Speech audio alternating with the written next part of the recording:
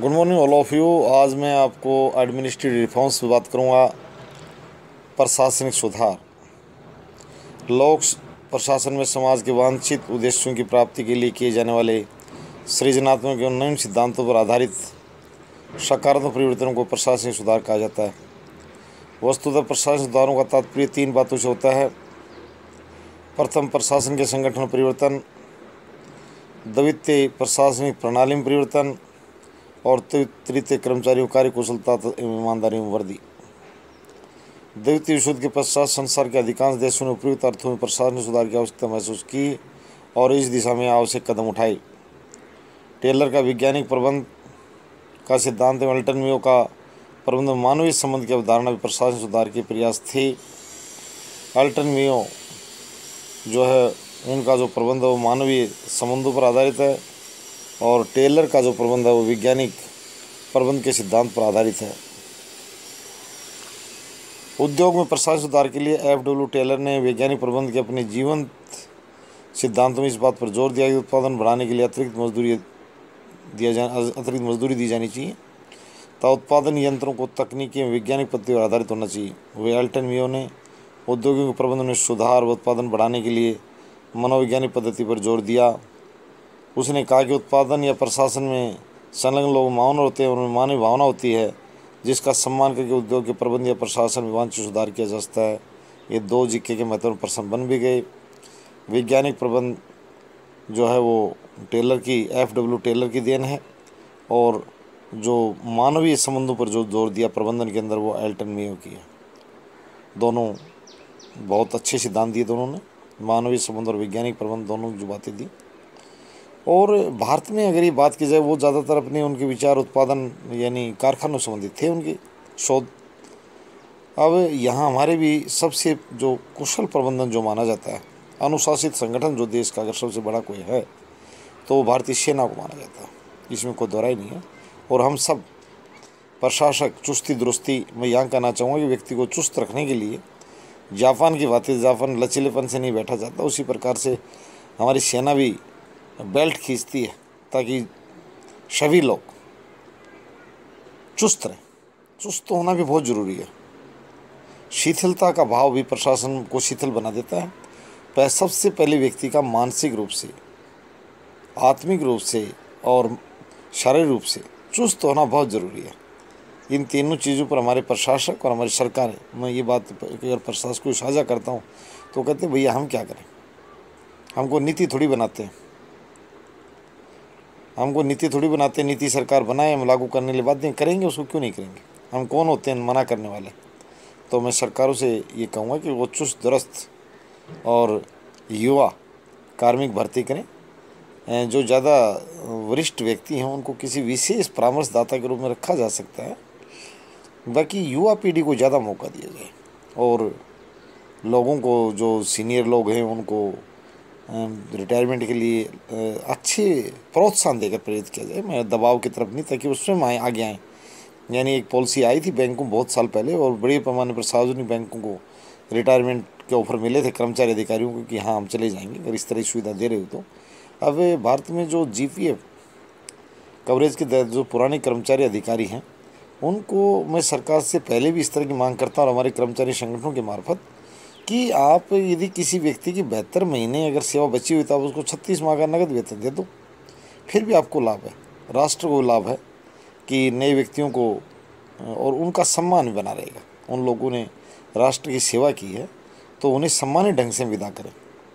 विशेष रूप से GPF के तहत जो कवर होने वाले कर्मचारी अधिकारी, उसमें मैं किसी वरिष्ठ अधिकारी की बात तो नहीं कहूँगा जो बैकडोर से बहुत बड़ा माल खा रहा हो सकता है, उसका वेतन 15 लाख और वो ले रहा हो 1.5 करोड़ साल के, इस तरह के वरिष्ठ आदमी की तो मैं चर्चा नहीं करता, परंतु मैं मानता हूँ ये व्यवस्था सरकार को लानी चाहिए राष्ट्र हित में। GPF के तहत जो पुराने यानी ओल्ड पेंशन स्कीम के तहत जो पुराने अधिकारी कर्मचारी हैं, अगर उनके शेष माह, कुल सेवा के शेष माह का आधा वेतन दे दिया जाए उनको नगद के रूप में, और बहुत ज़्यादा नहीं हो वेतन, सरकार को आर्थिक लाभ भी उससे और नए युवाओं को भर्ती करने का बड़ा अवसर मिलेगा। तो मैं और कार्यकुशलता बढ़ेगी संगठनों की। मैं प्रशासन सुधार के साथ साथ ये बिल्कुल कहना चाहता हूँ कि उनका बैलेंस जो वेतन है, जितने माह का वेतन है उनका, जितने माह बन रहे हैं उन लोगों की माह बहुत बड़ी संख्या में नहीं है ज़्यादातर के। तो जो अपवाद रूप की बात छोड़िए तो उन लोगों को आधे माह यानी 72 महीने का मैंने जो बताया उनको 36 माह का वेतन, अगर किसी का 20 माह बचा हो तो 10 माह का वेतन नकद के रूप में देकर उन लोगों को रिटायरमेंट के लिए प्रोत्साहन दिया सकता है। और 6 पे कमीशन थी, इस पर जोर भी दिया था, स्पेशली इम्फेसाइज किया था कि उन लोगों को जो है ना लाभ, सेवा लाभ जल्दी देकर और इस तरह सेवानिवृत्ति पर का जोर दिया जा सकता, बढ़ावा दिया जा सकता, लोग सेवानिवृत्ति के लिए प्रेरित हों और खुशी के साथ, दबाव या उनकी ठगी महसूस कराते हुए नहीं। इस योजना को प्रशासन सुधार में मैं सरकार को एक सुझाव के रूप में इस वीडियो के माध्यम से और आम जनता को और साथियों को सबको, क्योंकि लोकतंत्र में जनता ही जनमत का निर्माण करती है सही मायने में। वो लोग तो जब आप तक पहुंचते हैं वो तो आपका फीडबैक लेते हैं, आप क्या चाहते हो। कई बार फिल्म निर्माता से पूछा जाता है कि भैया आपको ये इस तरह की फिल्म क्यों नहीं बनाते, किसी बुजुर्ग ने या धार्मिक व्यक्ति ने कहा आप धार्मिक फिल्म बनाया करो, आप ये इस तरह वल्गर फिल्म बनाते हैं। उनका जवाब था कि जैसे आप समाज मांगेंगे हम तो सब वैसे ही बना देंगे, हम तो विक्रेता हैं, जहाँ से जैसा हमारा माल मार्केट में बिकेगा हम तो वैसे ही बना देंगे। धार्मिक देखने वाले होंगे तो हम तो धार्मिक धर्म की हमारे बीच में कम प्रतिस्पर्धा चलेगी धार्मिक फिल्म बनाने की। तो मैं प्रशासन सुधार ही आज मेरा बस टॉपिक है, प्रशासन सुधार किया जाना चाहिए, बहुत आवश्यकता है। लोकतांत्रिक देशों में एक अच्छी व्यवस्था होती है, शासन प्रणाली भी, तो अच्छा संदेश जाए और ये बात सभी लोग बढ़ाएं, सरकारें भी और जो मुख्यमंत्री महोदय जो हैं जहाँ जहाँ भी, वो इस तरह की बातें, चुस्त दुरुस्त व्यवस्था, जैसे वियरिंग से लगे पहनावे से कि हाँ व्यक्ति एक्टिव है, ये नहीं है कि भाई इसको हमारे एक पुराने नवाब साहब थे लखनऊ के, तो बदतमीज़ को पुलिस पकड़ने आ रही थी, बोले मेरे को जूते पहनाओ, जूते नहीं पहना, अगर दूसरा पहनाने वाला नहीं आया तो श्रीमान जी को वो उठा लेंगे अंग्रेज़, वो पुलिस। तो ऐसी नवाबियत नहीं चाहिए यहाँ ये होना चाहिए कि लोग अगर काम के लिए कैप्टन पैदा हो जाएं, रोल मॉडल पैदा हो जाएं, आगे होकर सभी जो इस तरह का एक प्रदर्शन करें। हाँ ज़रूरत है एक अच्छे राष्ट्र निर्माण के लिए, समाज निर्माण के लिए और प्रशासनिक सुधार की दिशा में भी हमें प्रशासन सुधार की आवश्यकता पर आऊँगा। भारत में प्रशासन सुधार की आवश्यकता, need of administrative reforms in India. क्यों आजकल पॉलिटिकल साइंस मेरा जो टॉपिक चल रहा है, मैं साथियों आपको साफ बता देना चाहता हूँ, मैं मेरी तरफ से आपका प्रोत्साहन जो मुझे मिल रहा है तेज़ी से, और आप मुझे प्रोत्साहित करते रहिए, सब्सक्राइब करते रहिए, साथ दीजिए। मैं अब पॉलिटिकल सारांश विज्ञान में बिल्कुल अस्तुषित हो जाऊँगा, आप चिंता मत करो। मैं आज आपको आश्वस्त करता हूँ, आपका मेरे साथ, सहयोग और बड़े भाइयों का आशीर्वाद, बुज़ुर्गों का आशीर्वाद बना रहे, और छोटे जो बच्चे हैं वो भी स्नेह के साथ जुड़े रहें, उन सबको भी मैं प्रोत्साहित कर रहा हूँ, ज़्यादा सीखें। लोकतांत्रिक व्यवस्था में सभी विज्ञान, सामाजिक विज्ञानों से राजनीति विज्ञान का महत्व 2 कदम आगे है, स्वस्थ नागरिक बनने के लिए, अच्छे मतदाता बनने के लिए, अच्छे नेता बनने के लिए।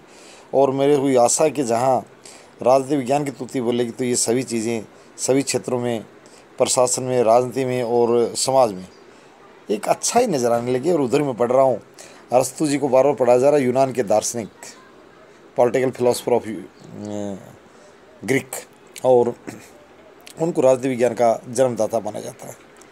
तो मैं बिल्कुल राजनीति विज्ञान की मैंने नींव एक प्रकार से भारत में रख दी है, और मैं मरते दम तक समाज में इसका व्यापक प्रचार प्रसार आपको वीडियो के माध्यम से, अध्ययन के माध्यम से, जो बच्चे नेट की तैयारी कर रहे हैं, जो बच्चे प्रशासनिक सेवाओं की तैयारी कर रहे हैं, जो बच्चे कक्षा 6ठी से लेकर एमए तक जहाँ भी ज़रूरत है, उनको मैं कॉमन सी बातें डालूँगा, वो अच्छे से सुने, समझें और मुझे अपनी फीडबैक भी भेजें। देखो, मैं कहते हैं कोई व्यक्ति भगवान नहीं होता। अगर मुझे आप भारत का अरस्तु बनाना चाहते हो, सभी मिलकर, छोटे बड़े और युवा सब मिलकर, तो आप मुझे अपनी इस तरह की बातें भी सुझाव के रूप में भेजते रहें कि इस तरह की ये सुझाव, ये बदलाव आना चाहिए, आप थोड़ा सा इधर टर्न करें, इधर टर्न करेंगे, आपके अनुसार ऐसी कोई बात नहीं। तो भारत में प्रशासनिक सुधार की आवश्यकता पर बोलूँ, भारतीय संविधान में वर्णित आर्थिक, सामाजिक और राजनीतिक समानता, स्वतंत्रता और न्याय की उद्देश्य पूर्ति का सशक्त साधन लोक प्रशासन है, पब्लिक एडमिनिस्ट्रेशन है। अतः इन उद्देश्यों प्राप्ति की दिशा में लोक प्रशासन को गतिशील बनाए रखने के लिए समय समय प्रशासन में सुधार है तो सकारात्मक कदम उठाया जाना अपरिहार्य हो जाता है। भारत में प्रशासन सुधार इसलिए महत्वपूर्ण है, भारत का प्रशासनिक ढांचा औपनिवेशिक राज्य के निहित स्वार्थों की पूर्ति के लिए गठित किया गया था। आज़ादी के पूर्व प्रशासन का मुख्य उद्देश्य कानून और शासन की व्यवस्था बनाए रखना था, लेकिन आज़ादी के पश्चात अपने संविधान वर्णित उद्देश्यों की प्राप्ति के लिए प्रशासनिक ढांचे को बदलना और उसको पुनः संगठित करना अति आवश्यक हो गया।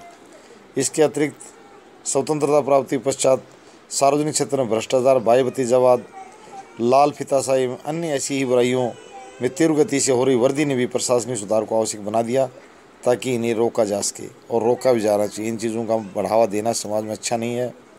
बिल्कुल ये माना जाता है कि प्रतिभाओं को आगे लाया जाए, प्रतिभाओं का सम्मान किया जाए। सभी शक्ति धारण करने वाले पदों को मैं कह रहा हूँ कि सत्य सुनना सीखें। अगर कोई व्यक्ति अच्छी बात कहे तो ये जुबान लड़ाना बंद कर दें कि भैया आप ज़ोर से बोल रहे हैं। ज़ोर से नहीं बोल रहे हैं यार, अच्छी बात करें, सुन ले उस बात को। करना तो बात की बात, पहले सुन तो ले।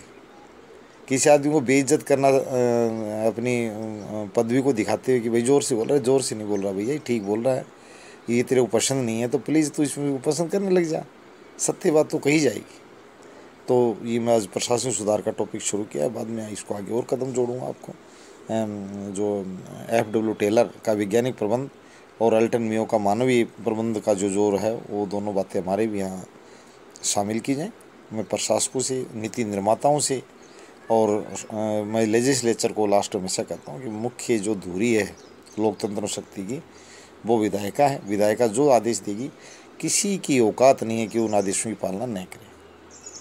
तो आप ज़्यादा सब्सक्राइब और निश्चित रूप से अपनी फीडबैक भेजिए, कमेंट्स भेजिए। आप को मैं सादर आमंत्रित करता हूँ। धन्यवाद।